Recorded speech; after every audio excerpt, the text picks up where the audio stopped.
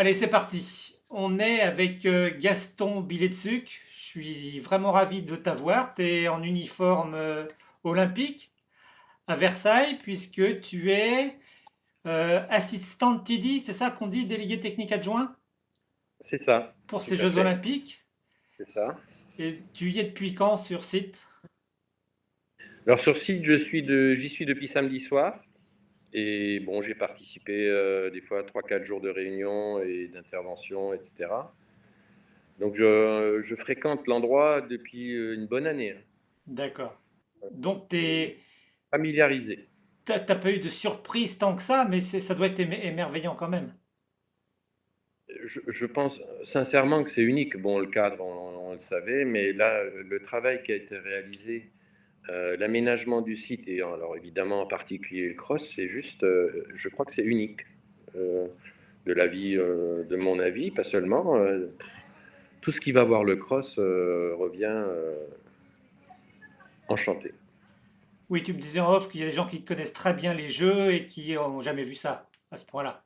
Oui, il y a des personnes qui ont été, qui ont vraiment fréquenté beaucoup de jeux et qui disent que c'est le plus spectaculaire dans le sens du côté enfin, design, décoration, etc., du cross, de l'endroit, de la carrière principale qui est quand même un jardin qui est remarquable, remarquablement décoré, etc.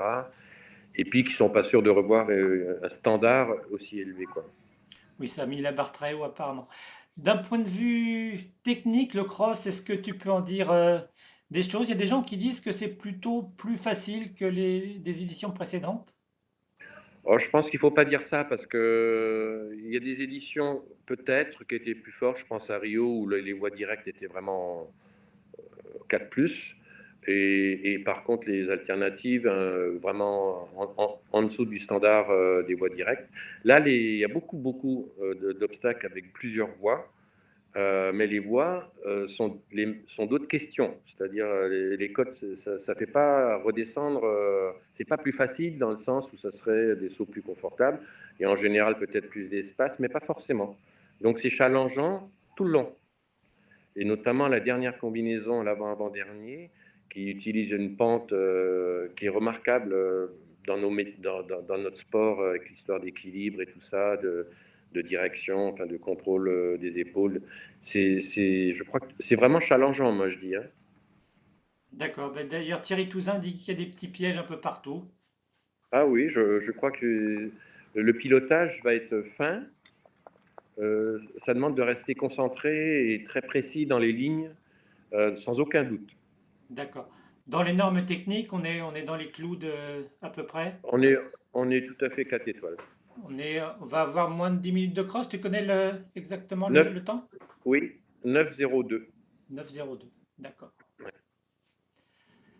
Qu'est-ce qu'on peut dire d'autre dans la magnificence? Eh bien, il est temps que ça démarre quelque part parce que bon, il y a eu des moments, c'est toujours un long chemin, hein, et avec des moments plus compliqués que d'autres. Et là, on est à l'achèvement d'un travail de 2 ans et je crois que c'est juste fantastique. Je ne sais pas dire d'autres mots, mais j'ai un peu vu du pays. C'est remarquable. Enfin, le travail de l'ensemble des équipes de piste coordonnées par Pierre, le, la, la, la mise en place de tout ce qui concerne les aménagements, les infrastructures, les tentes, les ci, les là, je ne parle même pas de la grande tribune, donc de ce qu'a fait JL Event, c'est juste grandiose. Voilà. Je sais pas, j'ai pas de, voilà. Resterai dans ce niveau-là d'adjectif. Bon, tu as pourtant l'habitude de travailler avec Pierre, tu es souvent au grand complet, ça fait partie de la Oui, famille. bon, bah là, c'est vrai, c'est vraiment un achievement, comme ils disent. Là, il est au taquet, là. Bon, on est à la veille du dressage, donc l'inspection des chevaux était faite. Il y a eu pas mal de chevaux qui ont été mis en holding box, mais j'imagine que ça fait partie des standards un petit peu élevés pour la protection des chevaux.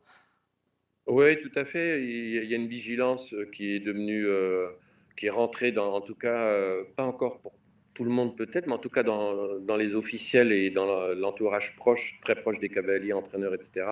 Il y a une vigilance qui est vraiment très accru sur le moindre signe qui donnerait pas l'impression d'un cheval fit. Voilà. Donc, dans le holding box, donc c'est pas forcément, c'est pour revérifier. Hein, y a un cheval qui a été sorti. Voilà, c'est difficile de faire autrement. C'est vraiment pour avoir une confirmation de l'état de départ du cheval, quoi.